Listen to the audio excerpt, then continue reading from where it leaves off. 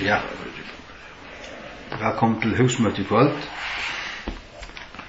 Halleluja. For at oss Jesu atterkomme. Spurningen du klarer, og du klar til Jesu atterkomme? Han ber om å være klar, og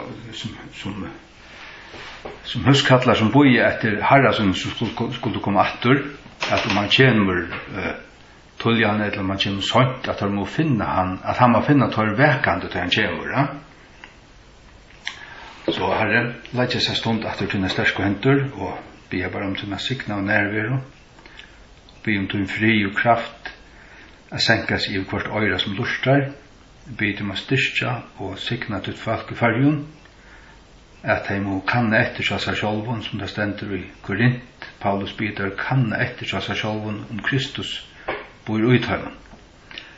Og at vi som der viser brovermatjaner, som brennande, som ikke sovande slaknar, eller slaknar, men som har eik olje, og som får det brenna, og fer inn vid her da det kommer. Her det viktigaste til at vi halda fast om trunna og te, og det som to har gjørst, det ikke av verskon, det vi trygg. Det grunnleggjande. Jeg vil halda fast vid det. Og så utfra tog tar vi det sterske trunne, liva daglig sammen med her, bia og lesa til år, og så videre. Så fløva gjerningar utfra tog, men til en flukt, og til ikke det som skal til for frelsene, men til en avløying av frelsene. Det lukka som den grunnleggjande læreren her, og vid om at ta det kjemur, at vi må finne okken klar og byggvinn, og at vi kunne fære inn til togin og brytluppe. I Jesu navn. Amen. Sørsta husmøte for en måned siden, da tås vi om brytlevs kvöldmål til Lamsins, og dette evne fyller med en kollega som kommer ikke vujere, at jeg trygg vi tog at Jesu atterkomma, vi vet at hun narskast I ætlen forhånd, og det ikke undalt at vi tryggvande og vi frelste og vi gleder oss til Jesu atterkomma. Det jo største hending så han ført til himmels, og han byr oss veka. Han byr oss veka og tar vi suttje seg teknene som han gjør til å skulle litt opp høyden okkara, til at okkara endurløsing narskast. Og Jesus avtaler fariseerne for ikke å kjenne tøyener. Han sier til du skina av luften og så vekkere være, men de kjenner ikke tøyene. Og det må vi kjenne, så vi ikke under tøy, at vi blind og sovande, men verken. Og hvis vi bare færer til nei, la ikke leipa fram nækka her på. Vi byrja I Johannes 14. Det var det som vi hukte etter sørst. Det lukka som de uggande årene Jesus talar til sina lærersvunnar, årene han vil tidsen opp. Og det sørste talene tiltar. Det byrja her I kapittel 13, tar han tåter av føtter, tar og loftstående til hver det og I til rumen her som Jesus sendte tvøyre som lærersvunnar inn I Jerusalem til tann og tann mannen, og han skulle vise dem et størst rum tilrøyt, og her han skulle eta kvöldmåltidene sammen med som lærersvunnar, og han gjørst her, og her han så, og alt dette her gong fyrir seg inn I her, og Jesus fyrirrøkka som lærersvunnar til at nå skal han fære det, og han sier her I Johannes 14 at han færer sted av fyrrøyga sted til okkara, og til han hever fyrrøyga til sted skal han komme attur og møttekka okkun til sin kjøls. Vi leser det, ja, fra Johannes 14 vårt. Lett ikkje tykkare hjärsta euregvast, til tryggva av god, tryggva øysen av meg. Og I færismunds huset det mange størbøyle, men I mansions til lukka som villeier, størbøyle. Om ikke så vær, så har jeg sagt til kun, jeg ferdig av fyrrøyga et sted til tykkara. Og om jeg ferdig og fyrrøyga et sted til tykkara, ville komma attur og møtteka tikkun til munnkjåls, så at her som her med til østen vera. Jesus fyrir til himmels, han fyrirrøykar østea, og en boi. Det stender i Hebreabraun at vi vant etter en himmelskon Jerusalem, og en øren lande. Det er det som vi har sett okkur stavnhald etter. Og Jesus sier at og ferdig og fyrirrøykar stedtikkara ville komme attur, og møtteka tikkun til munnkjåls. Så at Jesu atterkomma ikke bare til at han kommer ned til gjerder. Han sier her ved søgnar at han kommer atter og teker tar til sin sjåls, for at han skal være her som han Og hver han? Jo, her som han er fyrrøk og sted til okkara. Det vil si at da Jesus kommer, da bortstrykningen henter, så teker Jesus med teker han okken til sin sjåls, for jeg vet meg å være her som han Hvis vi nu færa til 4 Thessalonikerbrev, jeg skal si hva for det da. 4 Thessalonikerbrev 4, til syge 276. Så sutja vi her, at her det bråte som handlar om bortrykkingsna, ta Jesus som at du skal rikja okkom borstur. Her sutja vi til at de somo tingene lust. 4 Thessalonikerbrev 4 fra vers 13. Vi leser vidt. Men jeg vil ikke haft det at vi avvitande brøver. Vi vil ikke tøymen i sova, for at det ikke skulle syrja enn ta som det som okka vevn heva. Det at om vi tryggva at Jesus døye og røys oppater, om vi tryggva at Jesus døye og røys oppater, hva stender i Rom 12, hvordan man vil frelster om du tror at Jesus døye, for syndetunna, og god vakt han oppfatter fra deg, og hjatter han vid til munnen, så skal det være frelster. Her stender om vi tryggva at Jesus døye og røys oppater, så vil god òsni enda føre tar som sover i Jesus ved hånd. Det vil si en liggen til at her akkurat trygg av han. Det hetta sier vi tikkum vi Herrans ordre, at vi som av løyve, og vera verande til komo Herrans, skulle ikke komme fyrre enn tar i sova. Så stendur, til sjálfur Herren skal støya nyer av himne, vi en raupe, vi høves angelsens rødt, og vi lurer Guds, og til deg og Kristus skulle fyrst rus opp. Så Herren skal støya nyer av himne, vi en raupe. Det akkurat som det stender her tar tutsi og broarmadjanar, at om midnatt vil et raupgjørst, så nu kommer han, fer ut av møtene, det er dette raupe her. Og høvesangelsens rød, høvesangelsens skal si okkur skal raupe ossene, og vi lurer Guds lover skal gjøre, og til deg og Kristus skulle fistrus opp. Så skulle vi som av løyve og etter, være rikt opp. Enskekken James stender be caught up. Og det kallas det enskum the rapture. Og av griskun det okkurst andre år, men det merker å være snatched away. Altså, ja, faktisk rikt ur borstur, da. Rikt opp, saman vid tøymon, det vil si at tøymon som akkurat oppvakt, og i skudjunum, at møta Herran og i luftene. Så her han kommer nyer av himne, og det deg rus opp, og så vil vi rikt opp sammen med tøymon i skudjunum, og vi møta Herran og i luftene. Og så skulle vi alltid være tja Herran. Først vegna trøste for annan vi hesten åren, det vil si fra til stund vi være rikt borstur, og det deg også være opprøst og durda gjørt, som vi tåsa faktisk 18. januar, det minnes det til at jeg fyllte den dagen.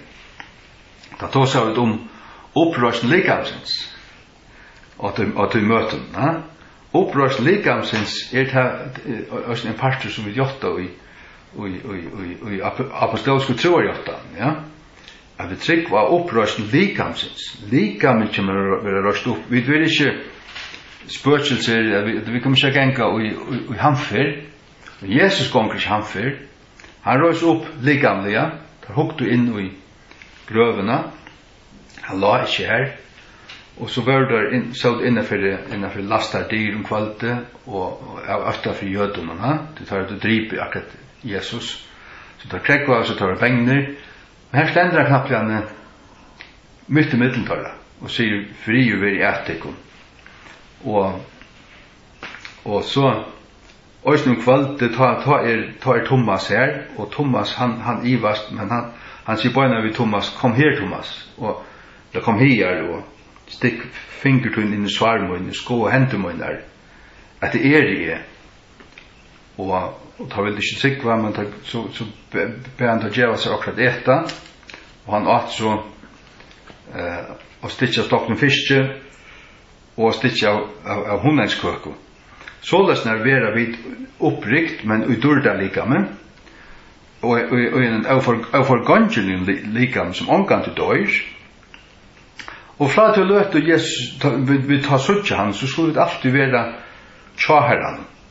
Og vers 18, hvers vekna trost til hver annan i Jesu åren. Ja. Så, det som vi suttja her i middelen Johannes 14 og 4 Thessalonikabrev 4, det nummer 8.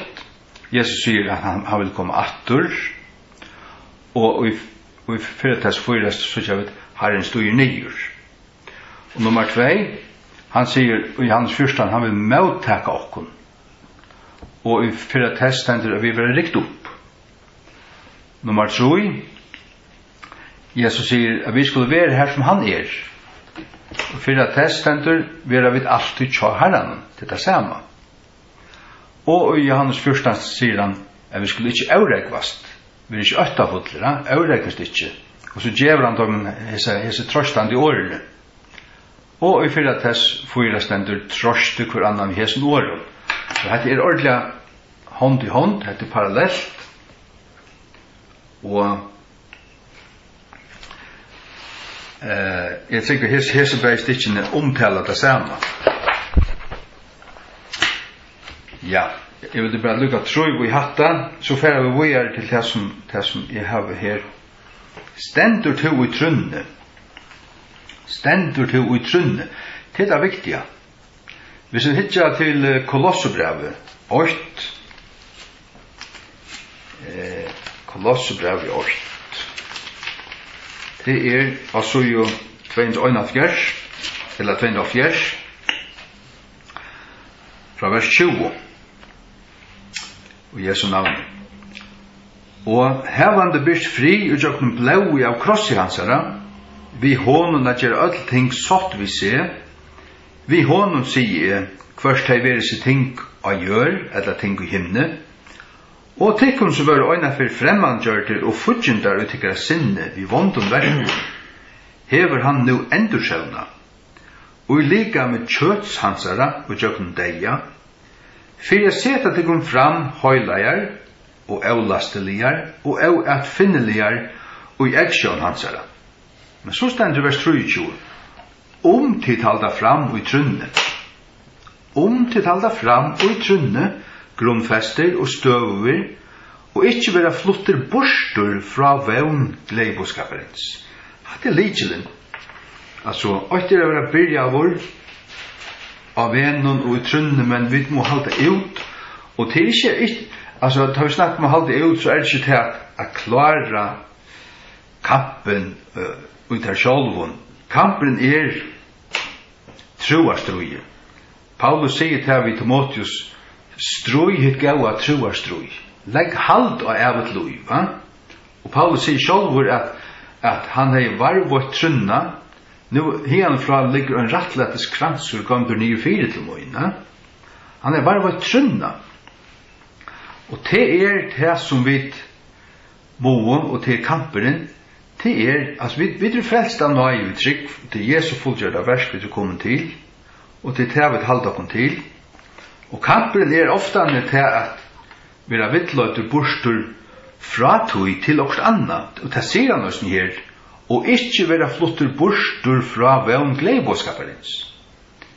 Og det kan godt være vi ting som ser godt ut, og som som man sier, høyerlig og edelig, at bedre på seg selv, arbeid på seg selv, og være streng på seg selv, men det sekundært til det bare einfaldlige at trykva. Einfaldlige at trykva. At trykva av Jesu fullgjørda versk, han min frelsare, hans fullgjørda versk det som lyti av, og det som stand i ui, og omgånøren. Vi får nå til Hebreabrev 20. Jeg har til at jeg sitter i 4 år, så jeg har gjort fullt av sånn god og lepen her. Jeg må lukkast med å slå kaltvattnet blå og lukkast med å si at jeg var skrevet, jeg kan ikke fære tjøkken alt. Og det ikke nøyut heldur. Og det heller ikke nøyut at det skal være akkurat 1 time og 15 minutter eller nekka. Så det viktige det som det hele dreier seg om, til å styrke og signa Guds folk, trosta Guds folk, styrke, og leggja at rett, tar at trygg, styrke deg. Vi leser her Hebreabrev 20, fra vers 36. Her stendur, til at tikkun tørver av tåle, til tess etter at det var gjørs Guds vilja, til måtte få fyrjåttandene.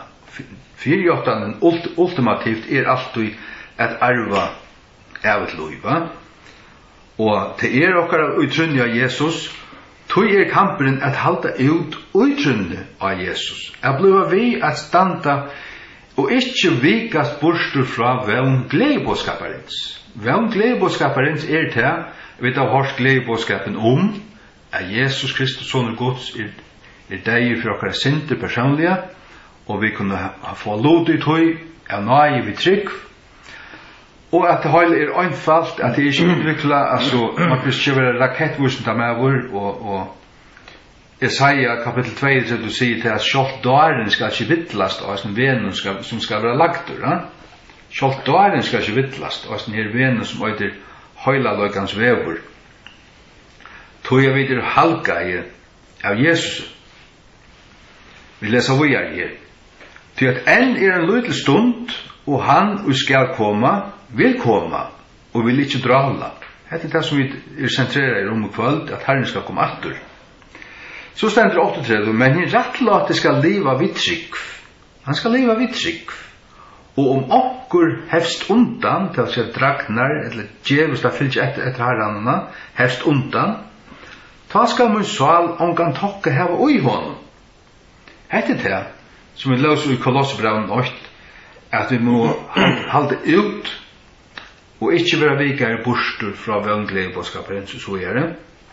Vi stender om onker hefst undan, ta skal mun sval omgan tokka heva ui honom. Så stender vers 32. Men vi ikkje av tøymun i hevast undan. Legg merke til undergangs. Det vil si, sjalt om vi fylgja, og vi byrja i, men hvis vi hevast undan, dragna og djevast av fylgja herranun, så hender det til okkar underganga, men han heldur av fram og sier, men av tøymun som tryggva til salar frelso. Tryggva. Så det alltid Øysene til at okkara frukter jo alltid en nekka som spretter ut fra okkara trygg.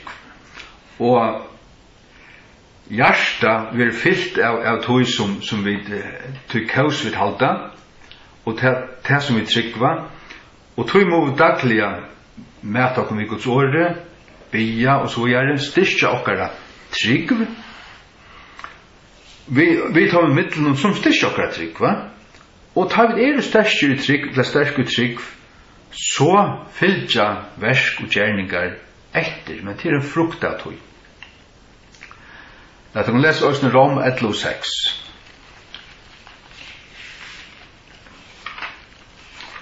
Rom 11:6. Ja, det 7:16. Ja. Og om nøye, så det ikke langer av verskun. Annars nøye ikke langer nøye. Men om det er av verskun, så det ikke langer nøye.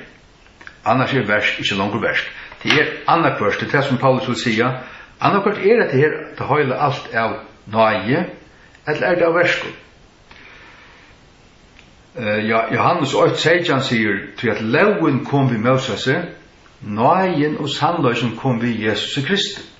Loven kom først til å vise hva synd og døme alt som synd, som var sannløysen om okken, og som fyrir fyrrøyga mannagjørstene til frelsaren til nøyene, og Jesus kom så og vann oppen Guds nøye vi at liva til livet som ånden av oppen klarer at halda Guds lov til fullnar og offra seg frivilligt fyrir okken og utan deg jeg vet at oppe båre så at vi og Jesus bøyd plass. Barabbas åtti at henga av krossen som Jesus hekka. Barabbas slapp leisur. Pilatus spurte faktisk, hvem skal leislata deg? Barabbas eller Kristus? Det så leislata deg Barabbas. Hva skal ta gjøre av Jesus som kallet av Kristus? Og til råpa av öll krossfest. Ja? Og så vidt öll Barabbas. Jesus hekk her skuldaflugur. Han hekk her til å falt ikke si han skulle hekk her. Men han var ausikker, og en som var sikker slapp frugjur. Og videre öll Barabbas, tror vi öll oppeborg av dodja, en krossardeia, og vi öll oppeborg vegna okkar synda for i helvete, men Jesus fyrir her fyrir okkon, og kjepti okkon, halleluja. Ja. Låt oss nu lukka hitju på 4 Tessalonikerbrev 5. Her stendur det her at Jesus skal komme atter som tjaura natt. Men jeg vil vise at hverje han kommer som tjaura natt 4. Hvis vi leser alt sammenhengen, så det for de som ikke fyrrøkei. Men de som fyrrøkei, de som suttjande og i ljøsenen, vi i 4 Tessalonikerbrev 5, til vi sier 276. Vi som vetjen og av denen, ikke av nottene, han der skal ikke komme av okken som han skal ikke teka okken av baulet som tjauer. Til å si at vi, så som der narskast, hvis vi suttjande vid, og som lesa alt av, fylgja vi, kjenna teknene for tøyna, kjenna tøyarteknene, at vi vet at det nu narskastet, nu det ordentlig her, ja? Og vi det tenker ikke okkona baulet, ta han kjemur. 4 Tessalonikerbrev 5, fra 8. Men tøynar og tøyarskøyene, brøver, her var det ongan tørv av at det skriver til kun. Paulus råkna det som giv at her var fornemmelse av tøyene, om vi her eller ikke, eller om hver vi va? Så jeg tid selv vite fullkomelig at herrens dæver kjemur så som tjauer av nått. Men, la det lese hva er. Så jeg tar ikke for å sia fri og tryggløgje. Ta kjemur brottelig øying iver tøyr, så det tøyr, ikke okkur. Og en så verskjer av kvinner i baden, og tøyr skulle ikke komast undan. Tøyr som tar som sier til fri og tryggløgje. Det vil si at det skal være nekk tås om akkurat fri bøyntåren det kjemur. Bøyntåren øyingen kjemur, og herrens dæver kjemur, så skulle du proklamere fri. Sikkert jeg tog at ST skal ha finnes onkra. Nu har vi finnes fri og læ, og nu vil det ikke krutsk men tar som brottelig øying i der. Men så vers 4. Men tid brøver, det vil si, vi er så puljen i her, men tid brøver det ikke øymerskere. At han der skulle tidse tikkun av bøle som tjauver. Sagt du? Han råkna til at vi er vært så mye suttjante og vitande at nu narskast det. Og kjenna det åkon og vita til at nu det ikke lengt fra. Så sier han, tid alle bøten ljósins, det vil si han tar frelst i Thessalonika, og bøten dagsins. Vi ikke av nottene, eller av myrskre. Vi ikke av nottene, eller av myrskre. Men heser som dævren skal komme, som kjører natt iver, tar av nottene og av myrskre. Vi ikke. Og vi at kjenne tøyene. Hvis vi nå leser Lukas 21, 28, Lukas 21, 28, til så i 115, Lukas 21, 28, så i 115. Og ta i hese tingene byrje at bære av, ta hitje opp, og lytte opp til dere høtten, til at tikkar endeløsing narskast. Ta vi suttje hese tingene byrje at bære av, enda til tingene, ta skal vi hitje opp, og lytte opp okkara høttene, til at okkara endeløsing narskast. Det vil si vi tar noen tegn. Og hvis vi leser Matteus 24, Lukas 21 og Markus 13, så det som Jesus sverar om øyeleggen Jerusalems og at det kommer søgna til hverst anna, der tøyene lujtjast åpenbart om øyeleggen Jerusalems og øyingen av tempelen og at det kommer tar skulle tingene lujtjast. Og de som tegnene å suttja. Ja. Hvis vi nå færer til 17. Timotheus, det å suttja 17. Timotheus 3, 224, 224, ja.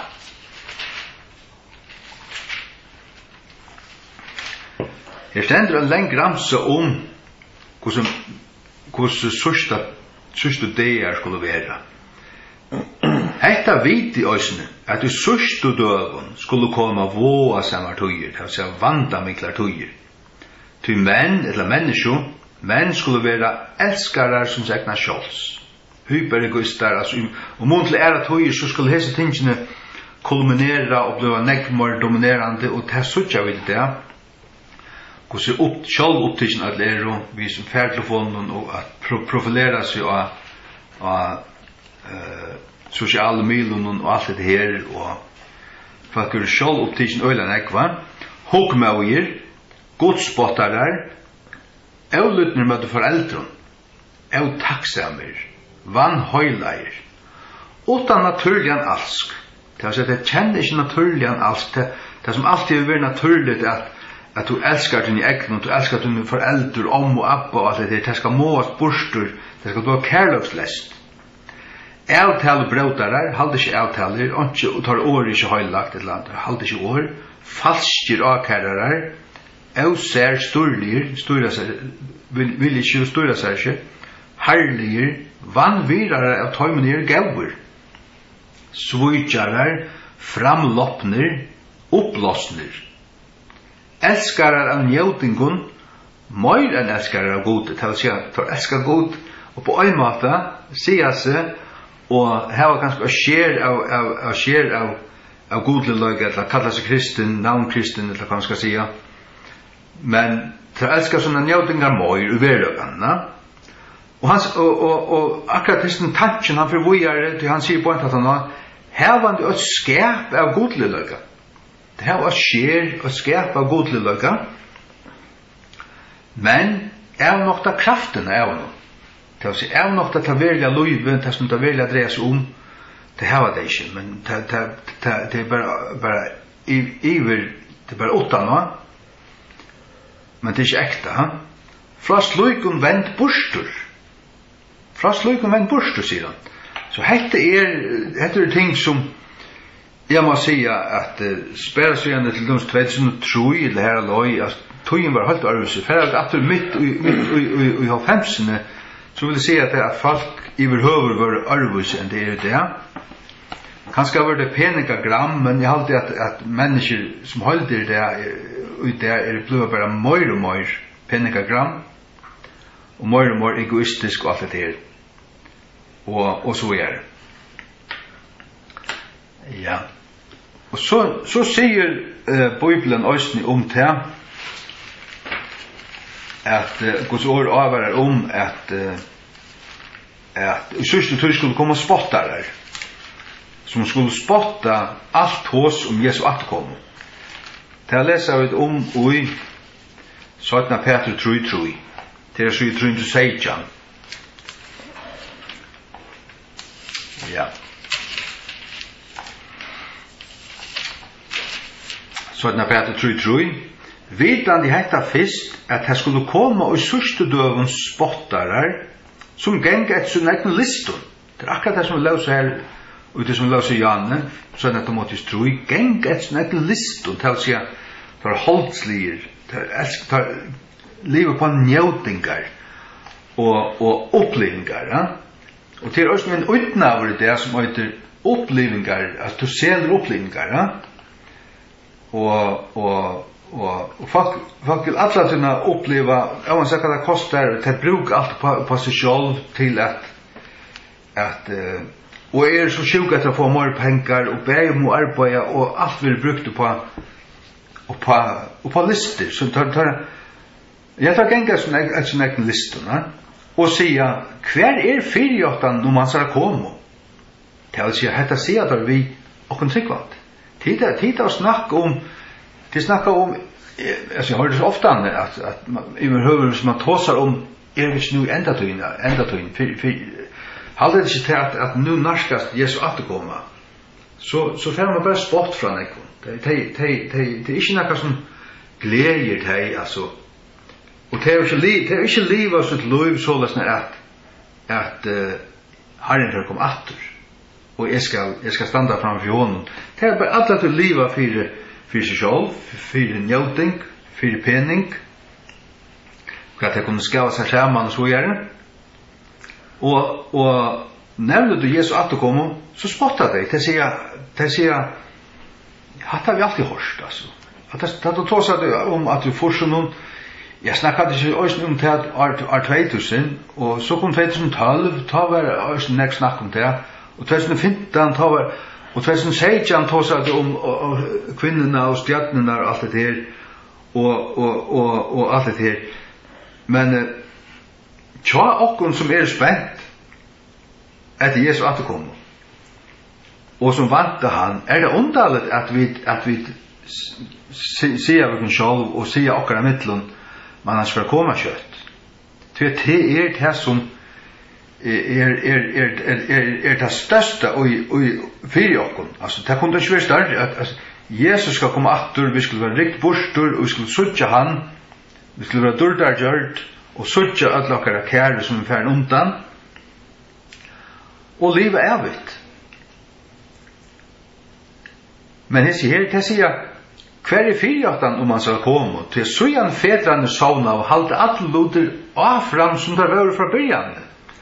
Alt fortsatt så ikke åndsja, altså, jeg tror ikke så ikke så tøyarteknene, hjerskjoltar og krutsk, jeg vet ikke alltid være skjolt, men ta i Bibelen seter fram, hvis jeg til teknen om hjerskjolt, altså, jeg har sagt grafer om hjerskjolt, det gikk etter 100 år, altså, for at du trusjen, så var det nekv fargen der det.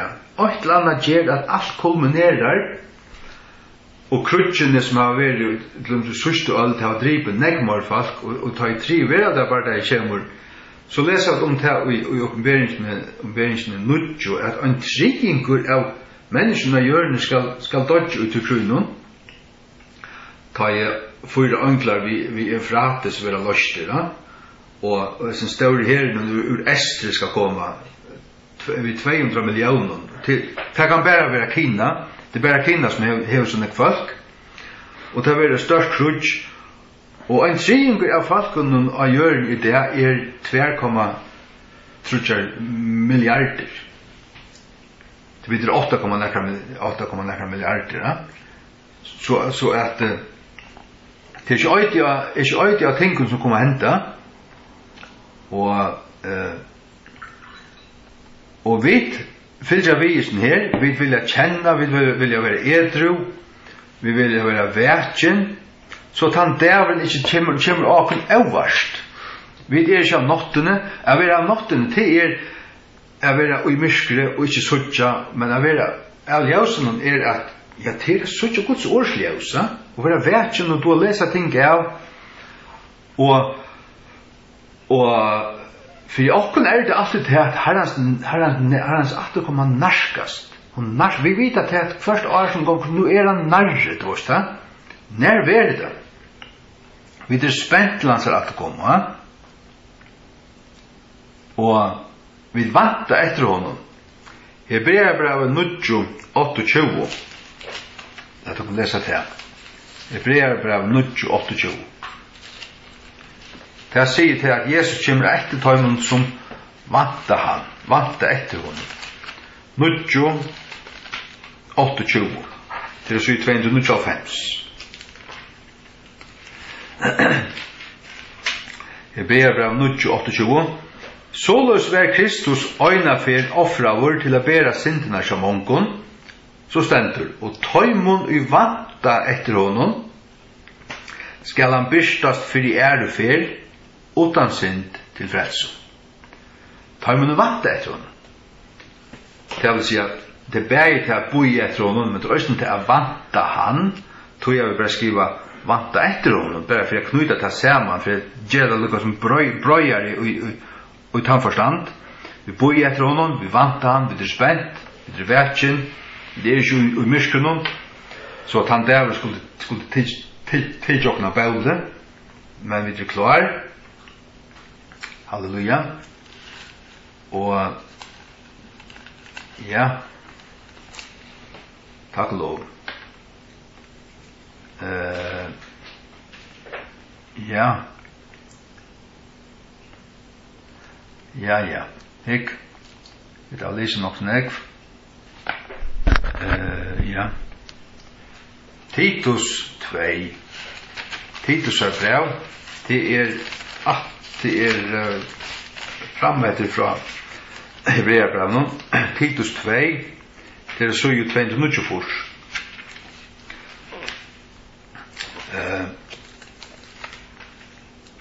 Titus 2, vi kunne begynne fra vers 11.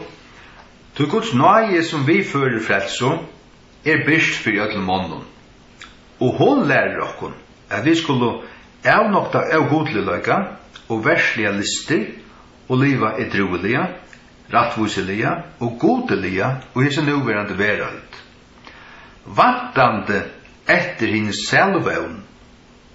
Og hver den selvevån? Jo, og dård miklu byrsting hins mikla Guds og frelsara vårs, Jesu Kristus. I mikli god til Jesus da han kjemur, han god. Men legg mest til, og frelsara vårs, han kjemur ta som okkar frelsare, men ta han kjemur, og ta han kjemur æreferd, kjemur halt nira hjørna, ta kjemur han a døma. To han i mikli god, men til okkara vatan, til det som vi boi etter, i en selvevån, til dård mikla byrsting, en smikla Guds og frelsar vårs Jesu Kristus. Halleluja. Vers 14, som gav seg sjálvan fyrir okkon, så at han måtte endurløysa okkon fra allar misgjer, og skurga seg sjálvan og et ser egi folk, vannlete gauversk.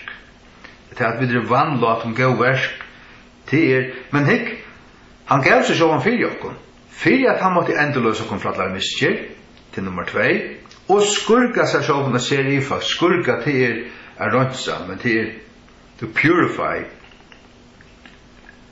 Ja, men tar vi det alt det her, så vi vannlat gauversk. Vannlete gauversk. Dette kan som teka oss nu Efesus 2.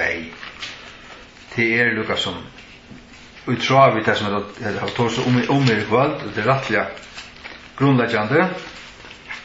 Til å søye 200 Efesus 2, 8. Så jeg nøye til frelster. Vi trygg. Det ikke av til kun sjálvun, det gava Guds. Ikke av verskun. Fyrir at ikke nekkar skulle rausa seg. Så stendur det hver versen kommer inn, det stendur vers 20. Det vet du handverk han säger att han skapat oss i Kristi, ja. Skatter i Kristi Jesus tillgåverk. Till tar vi och frälst, tar vi hava samfella vid han, vi vita att vi frälst av nøye, vi strujast ikke, vi tar tidsi møte frälsten som gavo, som det stender til gava Guds. Legg mest til, av nøye, vi trygg. Det vil si, av nøye til hos god gav, vi trygg til hos vi tar imot. Av nøye, det var Guds nøye som gav okkur Jesus, men til okkur trygg som tar imot, og tryggven egentlig bare tar opp med hendene som sier takk og takk imot det. Men så kommer det gode versen inn, og det stender vers 20, til tar vi det skapt og Kristi Jesus til gode vers, så stender som god hever framman undan skipa 4. God hever lagt til rette, sånn skipa 4, det alt gjørt klart. At vi skulle som enda for et Guds bød og Kristi Jesus, vi skulle genga ut heimen, det vil si vandra ut i sin her gau verskene som god har lagt okken av veien, øynen åt, øynen øren åt anna, er gjerra det her. Halleluja. Ja. Matteus 25, 20. Matteus 25, 20. Vi færer rundt det av om man har luttla løtto. Jeg håper at dette mætar okkun og gjever okkun styrke til å halde av fram av løgene. Det sjålt endamal sjåvande. Matteus 25:20 det så ikke 30 til ter 20 jobbfrikvanar eller ter 20 modjanar, og medan ter for å kjeipa, ter øvus ter for å kjeipa, kom bruggameren, og ter som var bonar, er vera byggvinn til å være klarer, ter som var bonar, færu inn vi honom til brittlefer, og horen var lagt med atter.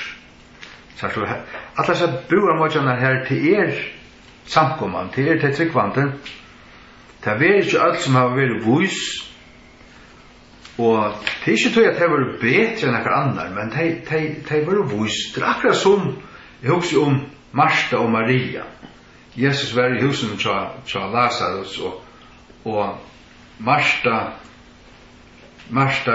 hon kvarstade, hon klæde om dessa systrarna Maria, hon satt ved Jesu føtter bare lusta etter, men han fortalte, ja, Herre, her er et systermunnet til at hun litt medgjør alt statje sjål, va?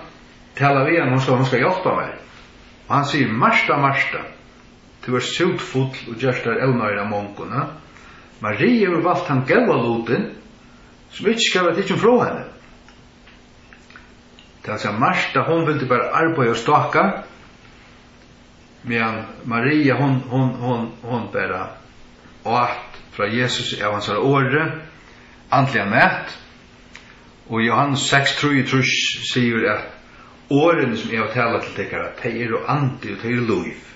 Så er det så øyla viktig at vi daglig inntekker av Guds åre. Jeg har lyst Salm 119 i morgen, han er en 4 suger. Annars har vi ofta lyst Bibelen Jöknen 8 suger om dagen, 8 suger,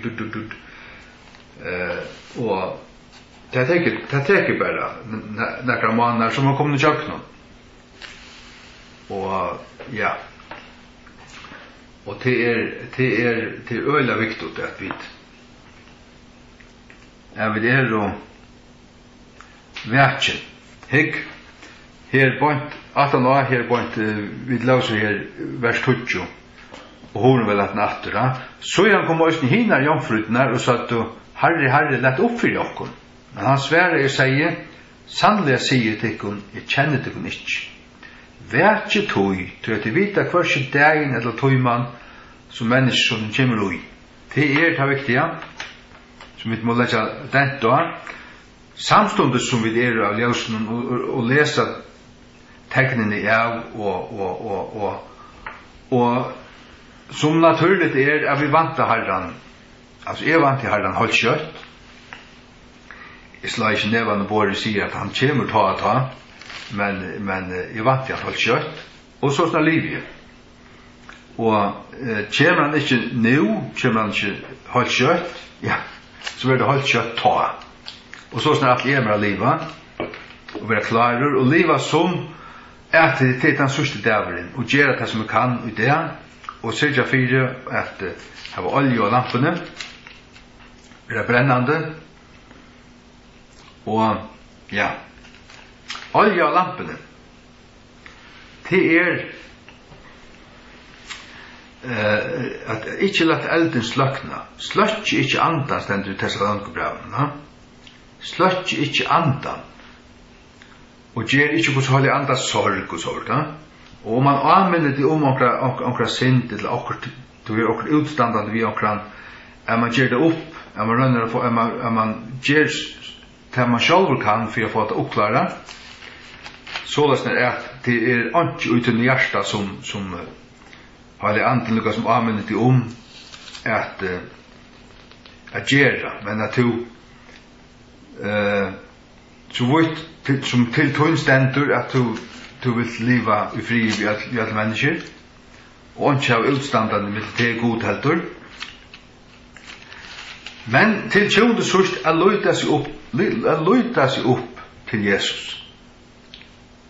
Er løyta seg opp til han, og genga, og til å genga og ljøsen, det at ikke krekva ting, men til at dagliga, og vi sånne fallon og sånne vøykløkon og sånne sturan og vantrygg og øtta og ting som man gjør det for kjært, gjort at å bera det framfor god, at det var prat med god, altså, mer da var øyla vel at det var bøn, her som bygge for av som ting, men så øysen jeg ble sett med at det reia stålen i hjørnen her, hitjut jokken vinda i mine kaffemån, vi bare prata med god, prata, altså, liksom, og når jeg måtte kvantan som det bare prata, lete alt tårst, og døyla mine sturaner, ting som vi skal gjøre, som vi bensje fyrir, sture fyrir, har jeg gjort meg vesen her, og da så kom jeg heim etter en kveld, etter sett meg etter samme stål,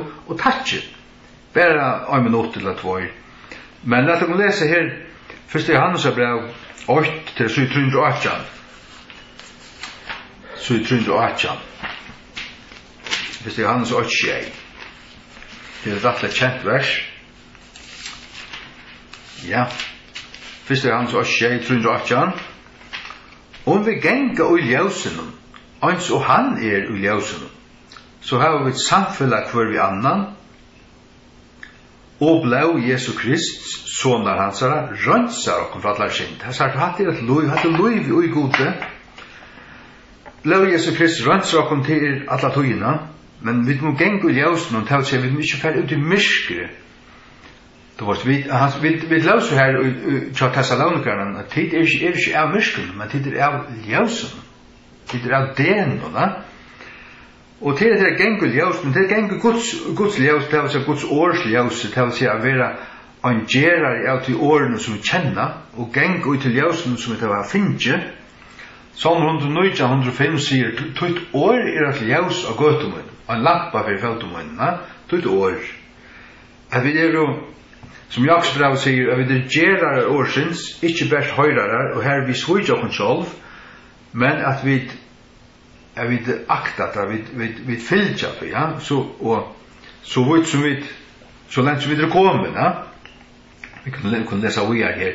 Om vi sier at vi onka sint heva, så svøyja vi okkur sjálv, og sannløgjen ikke ujakkult. Vi kunne ikke si at vi sinta fru, men så sier han vers 9, om vi gjort okkar sinter, så han trofast og rattlater at fyrtjev okkur okkar sinter, og røns okkur fra allar i åratus. Vi gjort okkar sinter, det som blir anvendt det ikke sånn at vi må gjøre alt, og at det som vi glemmer å gjøre, ta ikke fyrtjive.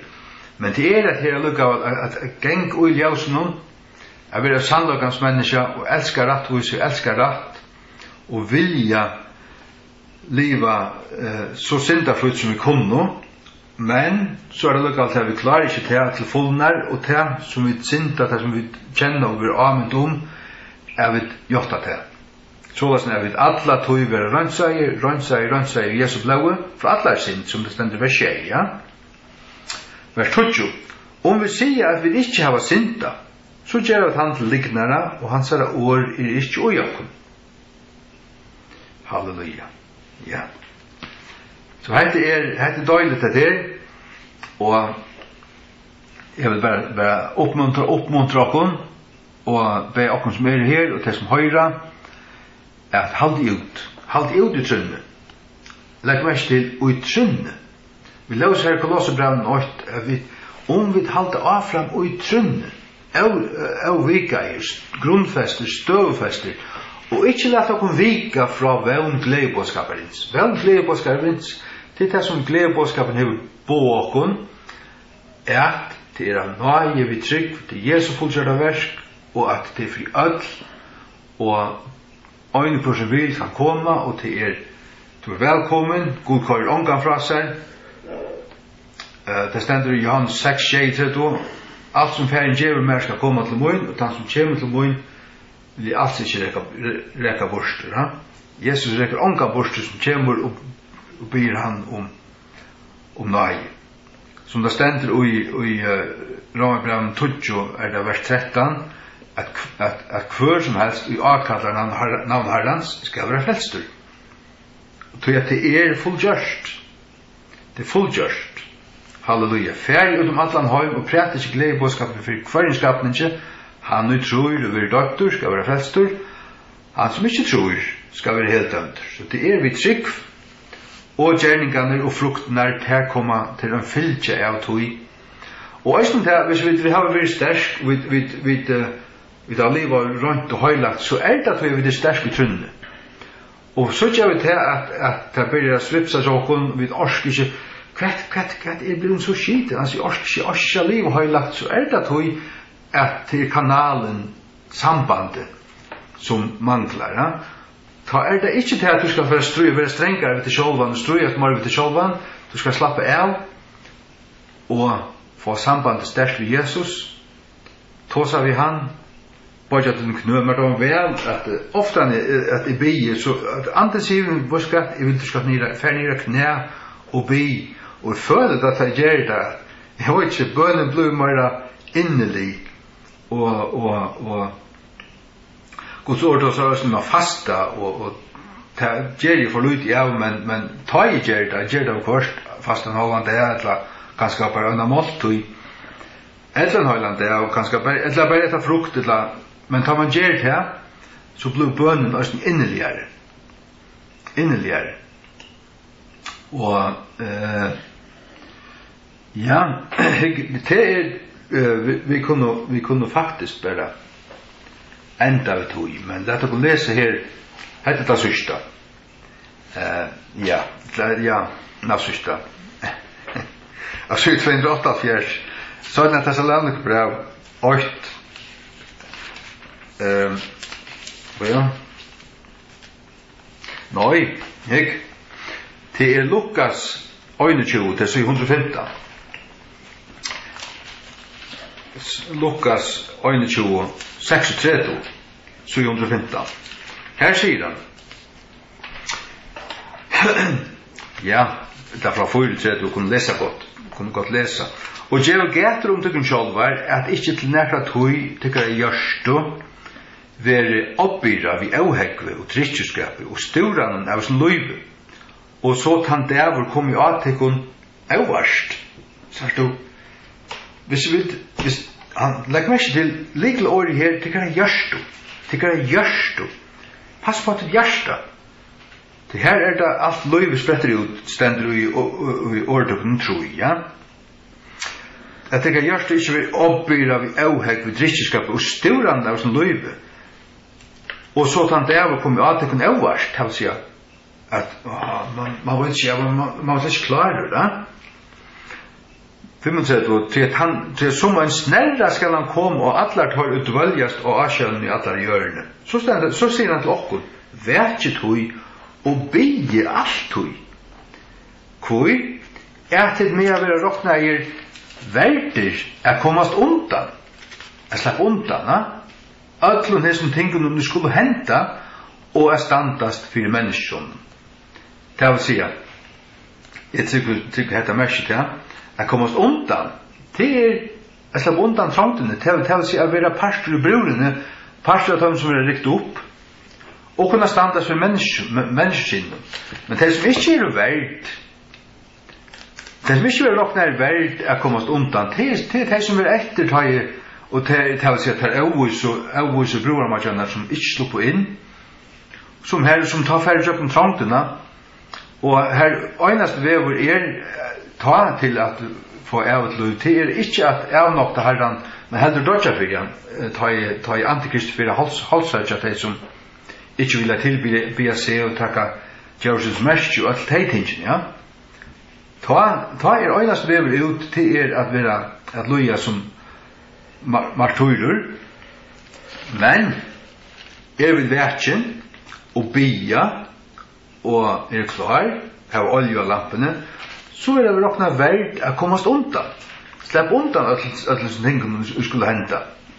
Og det må vi gjøre. Halleluja. Og her har jeg 8 vers.